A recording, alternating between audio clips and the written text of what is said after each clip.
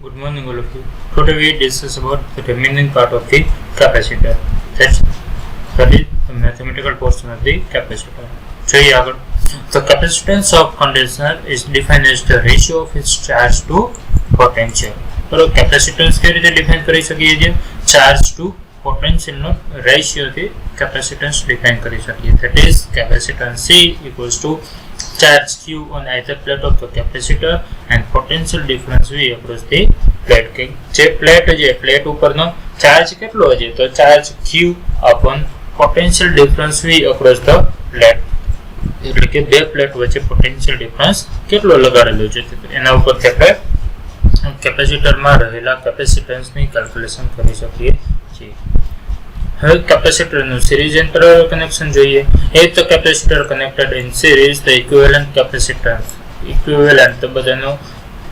Summation થઈ મતલબ કે ટોટલ ઇક્વિવેલન્ટ કેપેસિટન્સ કેટલી થશે, કુલ એની અસર કેટલી થશે અલગ અલગ કેપેસિટર હશે તો જો સિરીઝમાં હશે તો આ રીતે ફાઇન્ડ કરી શકીએ. 1/C equals to 1/C1 plus 1/C2 plus 1/C3 up to 1/Cn. તો n કેપેસિટર જેટલા કેપેસિટર હશે એનો આ રીતે ઇન્વર્સ આપણે કરી અને 1/C મેળવી શકીએ છીએ. ઇક્વેશન છે ખાસ સિરીઝ માટે છે, પરંતુ રેઝિસ્ટરનું પેરેલલનું સૂત્ર કંઈક એવું જ હતું તો અને કેપેસિટર માટે સિરીઝનું સૂત્ર છે. એ જ રીતે જો કેપેસિટરને પેરેલલ કનેક્શન કરીએ તો સિમ્પલી આપણે C equals to C1 plus C2 plus C3 up to Cn થી લખી શકીએ, એટલે કે બેઝિક સમેશનની જેમ જ લખી શકીએ છીએ. તો આ સિરીઝ અને પેરેલલ કેપેસિટન્સને જો પેરેલલમાં કનેક્શન કરવામાં આવે તો આપણે બેઝિક સરવાળાની રીતે લખી શકીએ છીએ અને જો સિરીઝની જેમ કનેક્શન કરીએ તો આ રીતે લખી શકીએ છીએ. એ જ રીતે રજિસ્ટર માટે પણ આનાથી ઉલટું છે ટોટલ, બરાબર. તો રજિસ્ટર માટે પેરેલલ માટે આ ટાઈપનું એક ઇક્વેશન બને છે અને સિરીઝ માટે આ રીતે બને છે. તો ખાસ ધ્યાન રાખજો, કન્ફ્યુઝન ના થાય. ઓકે, આગળ જોઈએ. When capacitor is charged by connecting with voltage source, the energy is stored in the dielectric in the form of electrostatic field. જ્યારે કેપેસિટરને ચાર્જ કરીએ છીએ ત્યારે એમાં વોલ્ટેજ સોર્સ આપીએ છીએ ત્યારે એમાં એનર્જી સ્ટોર થશે. કયા સ્વરૂપે સ્ટોર થશે તો ઇલેક્ટ્રોસ્ટેટિક ફિલ્ડના સ્વરૂપ. The energy stored is defined as U equals to 1/CV square. તો આ રીતે આ ઇક્વેશનથી એમાં એનર્જી કેટલી સ્ટોર થયેલી છે તો ઇક્વેશનથી આપણે ફાઇન્ડ કરી શકીએ જે U is equal to 1/CV square. The current flowed capacitor is due to the charge on its plate. તો જે કેપેસિટરમાં કરંટ મળે છે એ કરંટ કેના કારણે મળે છે તો કેપેસિટરમાં જે ચાર્જનો જે ચેન્જ આવે છે due to the change in the charge. બરાબર, ચાર્જમાં જે ચેન્જીસ આવે છે એ ચેન્જીસ કેના ઉપરનો પ્લેટ ઉપરનો તો એના કારણે આપણને શું મળશે કરંટ મળશે. The instantaneous value of current is given by the equation. તો કરંટની કોઈ એક ક્ષણ માટેનું ઇક્વેશન મેળવવું હોય, કોઈ પણ એક ક્ષણ માટે કરંટ કેટલો છે એ જાણવું હશે તો એ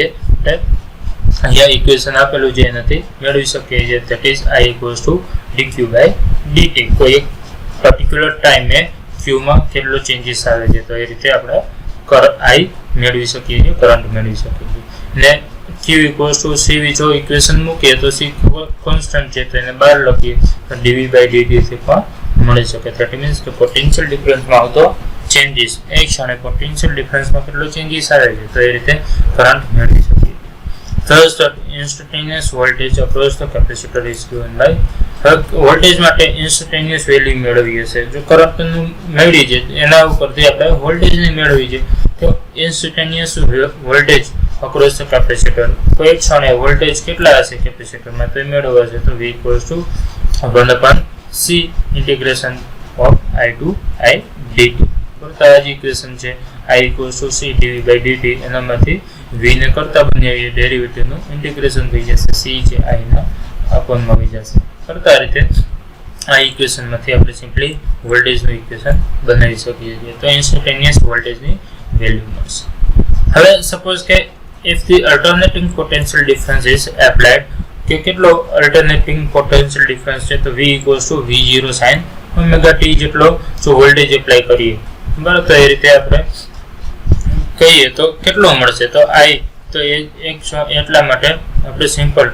I equals to C dV by dt જે ઇક્વેશનમાંથી આપણે નેક્સ્ટ ઇક્વેશન મેળવીએ છીએ. કરંટ કેટલો હશે તો this voltage is applied to a pure capacitance, the instantaneous value of current is given by pressure current ની વેલ્યુ કેટલી હશે તો I equals to એ ખાસ ધ્યાન રાખજો I equals to C dV by dt ઉપરથી આવે છે I equals to C dV એટલે V0 sin omega t by dt but derivative કરીએ તો V0 કોન્સ્ટન્ટ છે C V0 sin omega t નું cos omega t અને omega t નું omega નું ફરીથી એટલે omega બહાર આવી જાય તો sin નું cos થઈ જશે તો C V0 omega cos omega t મળશે બટ અહીંયા C omega છે એને છેદના છેદમાં લખીએ તો V0 by 1 upon omega c તરીકે લખી શકીએ અને cos omega t છે એને sin માં કન્વર્ટ કરવું હશે તો cos નું sin કરી શકીએ પણ pi by 2 છે પણ ફેઝ ડિફરન્સ ઉમેરવો પડે cos નું sin કરી દઈએ અને omega t નું plus pi by 2 ઉમેરી દઈએ તો આ રીતે ઉપરના ઇક્વેશનને આ રીતે લખી શકીએ છીએ but V0 upon 1 upon omega c છે એને કોઈ એક કોન્સ્ટન્ટ કહીએ છીએ I0 sin omega t plus pi by 2 સેમિટીસ રહેવા દઈએ છીએ તો V0 તો I0 શું બનશે V0 upon 1 upon omega c અહીંયા ખાસ ધ્યાન રાખજો I નથી 1 છે બરાબર તો 1 upon omega c તો 1 upon omega c શું છે તો the quantity 1 upon omega c is called the capacitive reactance બરાબર તો કેપેસિટન્સ એનો પોતાનો રેઝિસ્ટન્સ હશે કેપેસિટર આપણે કોઈ પણ વસ્તુ જોઈન કરીએ તો એનો કંઈક પોતાનો રેઝિસ્ટન્સ હશે તો એ જ છે 1 upon omega c that is capacitor માટે આપણે એને કહીએ છીએ કેપેસિટિવ રિએક્ટન્સ તો કેપેસિટિવ રિએક્ટન્સ ની વેલ્યુ છે 1 upon omega c and is denoted by xc capacitive reactance ને xc થી આપણે ઇન્ડિકેટ કરીએ છીએ above equation shows that the current is pure capacitor leads its voltage by 90 degree તો pure capacitor માં current જે એ વોલ્ટેજ ને લીડ કરે છે ખાસ ધ્યાન રાખજો લીડ કરે છે બરાબર એટલે કે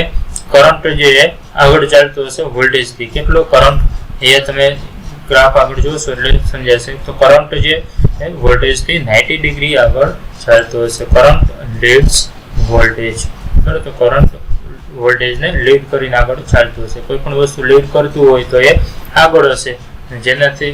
લેગ થતું હશે પાછળ હશે તો વોલ્ટેજ લેગ થાય છે એટલે વોલ્ટેજ પાછળ હશે અને કરંટ આગળ હશે કેટલો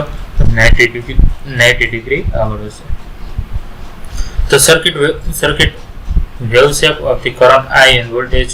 and their vector representation is given in figure તો સર્કિટ છે અને તો કેપેસિટર લગાડેલ છે અહીંયા વોલ્ટેજ સોર્સ છે અને કેપેસિટર છે એના માટેના વેવ શેપ કેવા મળશે તો અહીંયા V અને I લીધેલો છે y એક્સિસ ઉપર અને x એક્સિસ ઉપર ટાઈમ છે બરાબર તો ટાઈમનો વધારા છે તો કોઈ વોલ્ટેજ